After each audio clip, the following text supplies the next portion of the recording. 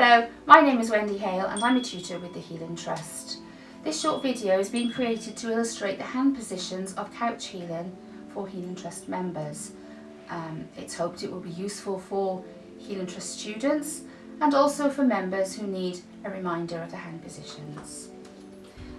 My client is already lying on the couch, but as with chair healing, I will already have discussed three things.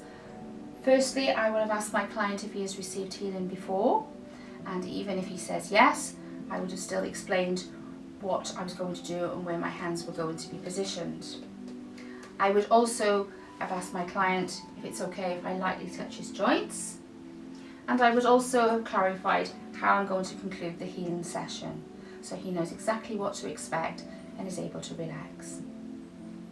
Now, to start the healing session, I'm just going to stand back behind my client and I'm going to do my gap work.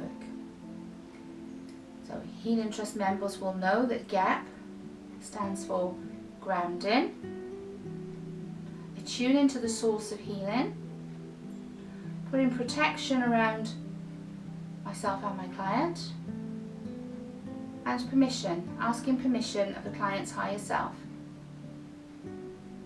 to give healing. Having done that, I'm just going to stand behind my client and I'm going to place my hands on his shoulders.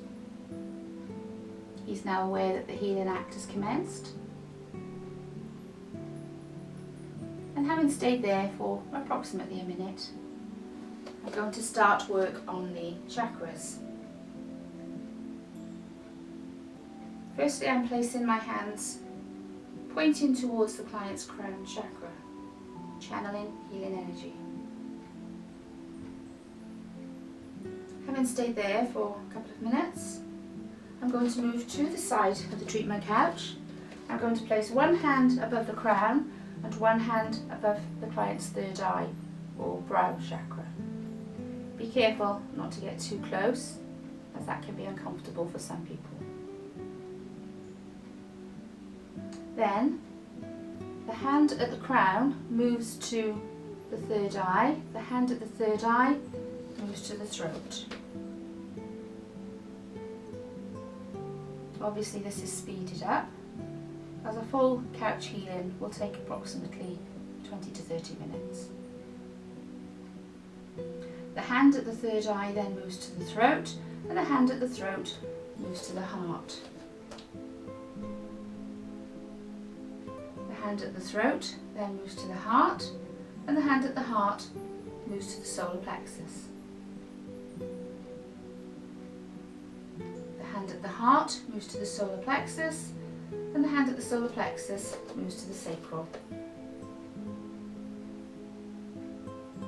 The hand at the solar plexus moves to the sacral, and the hand at the sacral moves to the root. Always remembering to glide off nicely. Now in chair healing, we would place one hand at the nape of the neck and one hand at the base of the spine. We can't do that now because our client is lying down on the treatment couch, but what we can do is work in the energy field on the front of the body, having the same intention. So channeling healing, looking for balance, and gliding off. We're then going to start the body circuit. In chair healing, we would place one hand at the nape of the neck and one hand at the shoulder. Again, we can't place a hand behind the client's neck, but we can work off the body, and then the other hand goes on the shoulder. And moving down, the hand at the neck moves to the shoulder, the hand at the shoulder moves to the ankle. To the elbow. The hand at the shoulder moves to the elbow, the hand at the elbow moves to the wrist. The hand at the elbow moves to the wrist, and the hand at the wrist moves over the fingers. And sliding off. Now, in chair healing, we would work on the base of the spine and the hip. Again, we can't do that. But if we place one hand at the base of the spine in the energy field there, and one hand on the hip, hand at the base of the spine moves to the hip, the hand at the hip moves to the knee. The hand at the hip moves to the knee, and the hand at the knee moves to the ankle. The hand at the knee moves to the ankle, the hand at the ankle moves over the foot.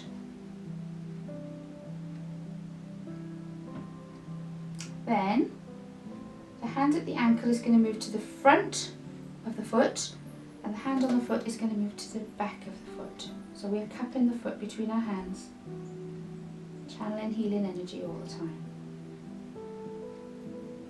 And sliding off. We do exactly the same on the other side of the body, in that we work neck to shoulder.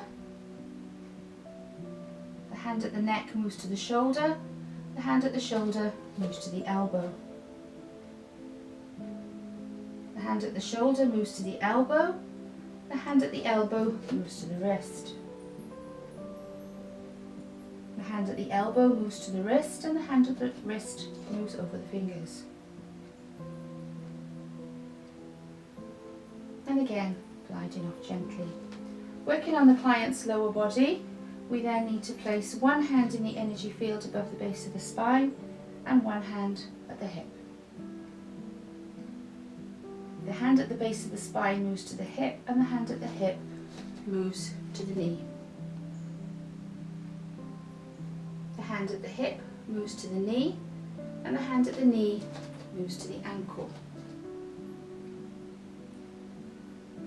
The hand at the knee moves to the ankle, and the hand at the ankle moves over the foot.